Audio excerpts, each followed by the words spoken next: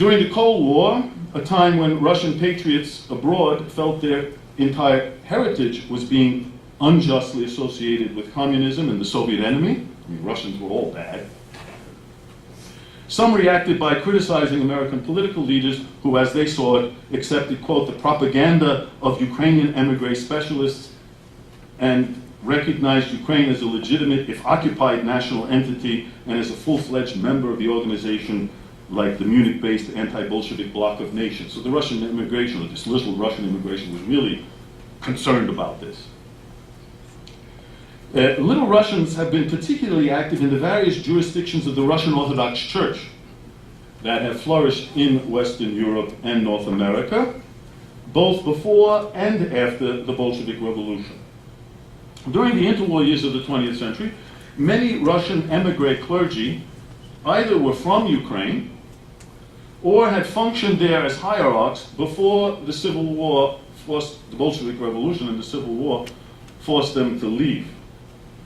And among the latter group, that is these hierarchs from Ukraine, Metropolitan Antony or Alexei Krapovitsky was the head of the Russian Orthodox Church abroad, the Synod abroad, based at the time in Yugoslavia. Also Metropolitan Yevlogy or Vasily Georgievsky, the head of the Exarchate for Western Europe based in Paris, first under the Patriarch of Moscow and later under the Ecumenical Patriarch of Constantinople. These two characters, Metropolitans Antony and Evlogy, were quite typical of other clerics from Little Russia, because you know the Russian Orthodox Church in the second half of the 19th century and early 20th century was an instrument of Russification. And it didn't make a difference if those hierarchs were from Russia or more likely from Ukraine. They were the super Russians, so to speak.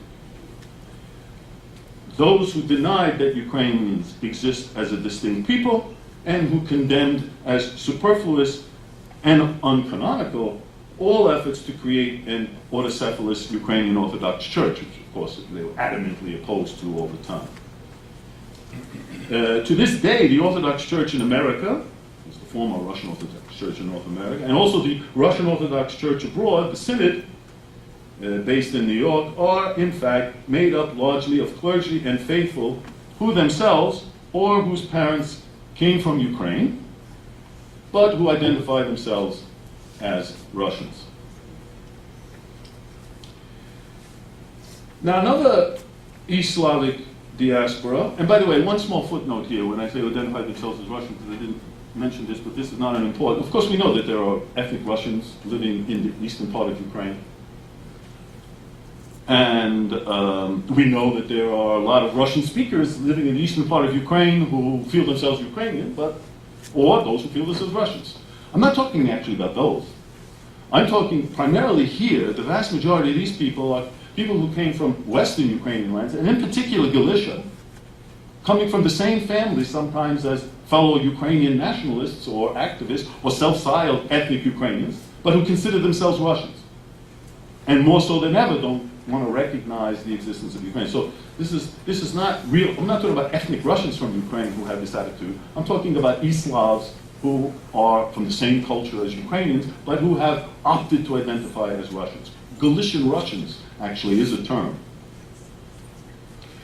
Now another East Slavic diaspora, this is still another, are the Carpatho-Rusins. They derive from the Transcarpathian Oblast, or what we could call historic Subcarpathian Rus, today within Ukraine, and also the immediately neighboring areas of Slovakia, so-called Prešov region, and southeastern Poland, the so-called Lemko region. Whereas some sought work in Western European countries, France and Belgium, the vast majority went to North America, in particular to the United States, very few to Canada, I might add. But there in the United States, an estimated 225,000 arrived between the 1880s and 1914. This was, as you can see, the big immigration for all of these groups. Thereafter, their numbers were really much smaller. When these Carpatho-Rusins first arrived, and from the 1880s settled in large concentrations in industrial regions of the Northeast United States, they first interacted closely with other Rusins, as my colleague mentioned, who later became Ukrainians, from Eastern Galicia, primarily through the Greek Catholic Church, because they were all Greek Catholics. But already before the year 1900, different attitudes toward national and religious identity, resulted in the evolution of a distinct Carpatho-Rusin community with its own secular organizations, its own church jurisdictions, both Greek Catholic and Orthodox, completely separate from the Ukrainian jurisdictions. At this time, a large number of these Carpatho-Rusins, together with some of those Galician Rusins, converted to Orthodoxy. And as part of that process, they also adopted a Russian national identity. And together with those other little Russians from Ukraine, they formed the backbone of the so-called Russian diaspora in North America for much of the first half of the 20th century. Most of the so-called Russians in the United States were actually from Ukraine, and mostly from Galicia, and a second amount from Transcarpathia. That has changed in the second half of the century, but that's what it was for most of the 20th century. And by the way, among these so-called Russians were two Carpatho-Rusins, actually from the Prešov region in Slovakia, particularly prominent in church life. Alexis Toth, now Saint Alexei, who was hailed as the father of Orthodoxy in America for his proselytizing efforts before World War I. And also Metropolitan Lavrus, born Vasil Shkurla, who became the primate of the Russian Orthodox Church, the Synod Abroad. And by the way, it was actually him who was instrumental in healing this great breach, or Roskol, in Russian church life, because 2 years ago, that Synod Abroad signed an agreement with the Moscow Patriarchate, bringing, or at least mutually recognizing each other again within one Russian Orthodox fold.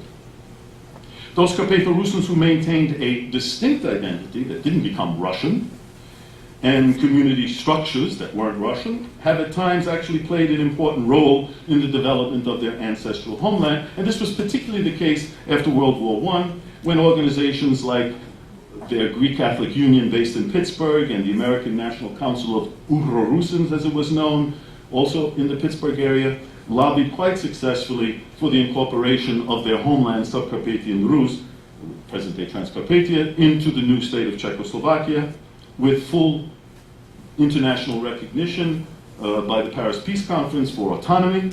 And more recently, in the years since the revolution of 1989 and the collapse of the Soviet Union, when American-based organizations like the Carpatho-Rusin Research Center and the Carpatho-Rusin Society have assisted the revival of a Carpatho-Rusin identity in Ukraine and in neighboring countries.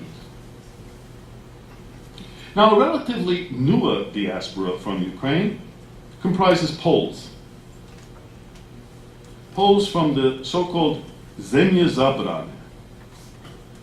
You know what that means? The taken lands. Those Polish lands that were taken away from Poland after World War II. Among these people were Poles from eastern Galicia and western Volhynia who were forced into exile between 1939 and 1946 after their Polish homeland was forcibly annexed to the Soviet Union. Most of the nearly 500,000 Poles remaining at the close of World War II in what by then was Soviet Ukrainian territory were, according to agreement with the Soviet Union, there was a treaty signed in 1944 between Poland and the Soviet Union, also Poland and Czechoslovakia, for exchange of populations. And so as part of this, most of these Poles were resettled in post-war Poland, that moved to the west, so to speak, especially actually in the western lands of Poland that Poland got from Germany, places like Silesia and Pomerania in the north. And in fact, in Silesia, the former Germanic city in Breslau, note I said Germanic and not German, because actually it was ruled for centuries by the Czech Bohemian Kingdom, and then only later by Prussia, but it was clearly Germanic in spirit. The great city of Breslau, then renamed Wrocław in 1945, became the major destination for Poles from Ukraine. And in many ways, post-war Polish Wrocław became a new Lviv, where some of the most important cultural institutions, that is Polish cultural institutions going back even before the 19th century, that were formerly in Lviv, were now reestablished in Breslau or in Wrocław, And this includes the great Ossolineum Library, which was just picked up and sent to Wrocław, nice building, and even this monumental panoramic painting of the 1794 Battle of Racławice, which was near Lviv in Galicia, and now it was entirely dismantled, put up, and so one of the great symbols of Polish resistance, of course, to Russia, is now outside of, well, actually within Wrocław, come to think of it. Of course, this was the symbol of the Polish peasantry's contribution to that heroic but ultimately unsuccessful struggle to maintain Poland's independence in the late 18th century.